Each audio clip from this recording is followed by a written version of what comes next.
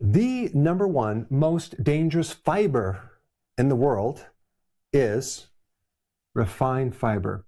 What the heck am I talking about, refined fiber? We spent many, many years studying refined sugars and refined carbohydrates, right? It starts off with sugar cane with all the different vitamins and minerals, and then we strip it off, and then we have this refined sugar, and we find out it's bad for us. Well, when we talk about fiber, fiber is not for us as humans. It's for our microbes. And we're doing the same exact thing we did to our bodies with refined sugar as we're doing to our microbes with refined fiber. Certain fiber in its whole form can feed the microbes and make them thrive. Other fiber that's refined is basically junk food for the microbes. The information I'm going to share with you, you probably never heard. It's fascinating. You need to know about it because right now there is such a fiber craze. Everyone's like trying to get as much fiber as they can. And for a lot of people, it's creating a lot of problems. And there's some fascinating research on this topic too, where they're feeding mice refined fiber. And some of them are developing liver cancer. More on that in a little bit. But the study was published in Cell, one of the most prestigious scientific journals in the world. And I'm going to walk you through why that happens. When you eat a bean or an onion or a berry, you don't just have fiber sitting in there, okay? That fiber is physically bound to something called polyphenols. So in other words, when you're eating plant fiber, it's not just coming as fiber, it's bound to something else very, very tightly. Maybe you've heard about polyphenols. They're in red wine, they're in berries, green tea, dark chocolate, but that's the least interesting thing about them. Here's what you need to know. Every single plant on Earth has polyphenols, and they're literally woven together with fiber like this, okay? They're bonded in the cell wall. When you eat them, they're supposed to travel all the way through your digestive system down into your gut, where your body then breaks them apart. But they're meant to be consumed as one package, not separate things. And it's very, very important to know that one concept, because these trillions of microbes have evolved over millions of years to receive information from this one unit itself and not just fiber. So when you eat a plant, this whole unit goes into the body, the microbe receives it as one unit, and the polyphenols are trapped in the fiber. They're the ones that decide which bacteria get to thrive and which ones get shut down. And this is definitely what the fiber supplement industry does not want you to know. I don't even know if they know it themselves. But the polyphenols are like the air traffic controllers. They're like a guidance system for what happens to this fiber. So think of your colon like this airport, right? And you have all these flights going on, and that's all the bacteria. And certain bacteria want access to the runway. And of course, all of them want fuel. When you eat the whole fiber with all of these polyphenols attached, then you get direction on what microbes actually get the fuel and how much fuel they get, and make sure also they don't get too much fuel. Fascinating research published in the Journal of Nutritional Biochemistry showed that when gut microbes break down polyphenols, the beneficial species multiplied, while the ratios of bad bacteria dropped significantly.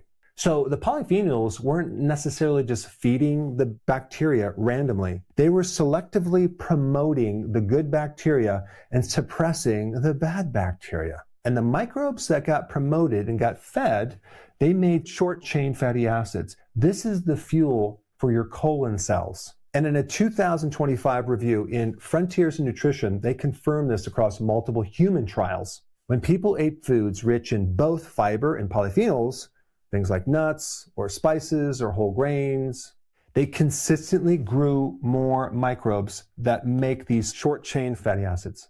The anti-inflammatory effects were much, much stronger than the group that just got the fiber and also the group that just got the polyphenols alone. These two things work together. They both amplify each other. So the fiber is the fuel for the microbes. The polyphenols are the direction, the guidance system of what happens to that fuel and who gets the fuel and how much they get. When you remove the polyphenols and you get refined fiber, I'll give you some examples like chicory root fiber extract, okay, or soluble corn fiber or tapioca fiber. These are refined fiber. This is like ultra-processed food for your microbes because they don't have the polyphenols. And the way they make this is the same way they make industrial starch and sugar. They're adding chemical processing, They're adding certain enzymes to break things down. They're adding heat and they're basically refining it. They have to use heat and chemicals and enzymes to break this bond. So then you're left with this pure fiber fuel without the guidance system, without the air traffic controller. A researcher at Penn State named Vishal Singh put it very simply. He said when we eat fiber from whole food, we're consuming a mixture of many different types of fiber alongside the compounds. Now, here's the thing. If you actually start reading the ingredients and totaling up how much fiber is like in a fiber bar, they put in 15 grams of fiber. If you took 15 grams of fiber from real food, equivalent to having 2 pounds of food as fiber, that's a lot of fiber hitting the gut all at once. And we're talking about isolated fiber without the guidance system. So what you're seeing in the food system right now, because the food industry has to keep the right texture, the mouthfeel, they're trying to find substitutes for fat, and so now they're going to all sorts of synthetic fibers. And what you have to realize is all of this fiber is refined, it's processed fiber, and it's being put in food in very large amounts. So what happens is you're going to get a lot more fermentation, which is going to overwhelm the microbes. So when you consume refined fiber, there's 3 things that happen. Number 1, the wrong bacteria take over. Because remember, you don't have the guidance system of who gets what.